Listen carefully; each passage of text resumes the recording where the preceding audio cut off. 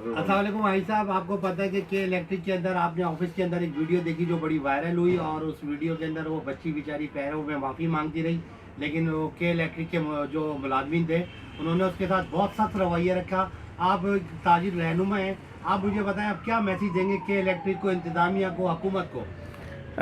میرے پیارے Kashif Qadri PM News نیوز، تم ہر وقت ہمارے جائے وغیرہ ہماری چیزیں لیتے رہتے ہو، لیکن واقعی یہ ویڈیو دیکھ کے تو میرا دل خون کی آنسو رو رہا ہے۔ ہم اس شہر کراچی کے باسی ہیں، اور یہ جو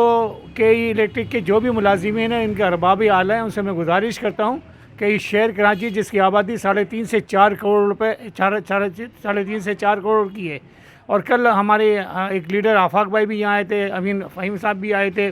اور نہال ہاشمی بھی آئے تھے۔ میں نے ان سے بھی ذکر کیا کہ کیا کراچی لاوارث ہو گیا ہے؟ ابھی جو کل آگ لگی اس کے بارے میں اس پہ تو نہیں کہوں گا، لیکن میں اس بچی کے بارے میں ضرور کہوں گا کہ اس کے ساتھ یہ مسلسل زیادتی ہے اور اس کا ازالہ کیا جائے۔ میں گورنر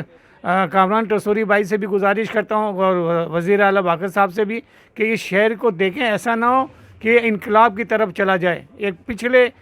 4-5 سال سے جو کراچی کے ساتھ معاملات طے ہو رہے ہیں، آپ سوچیں اس کے ساتھ کیا ہے۔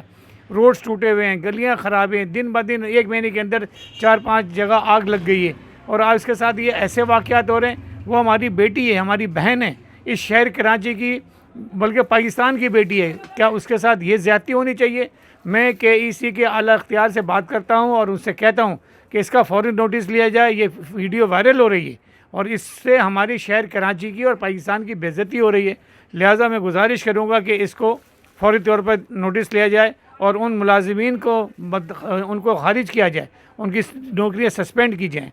اور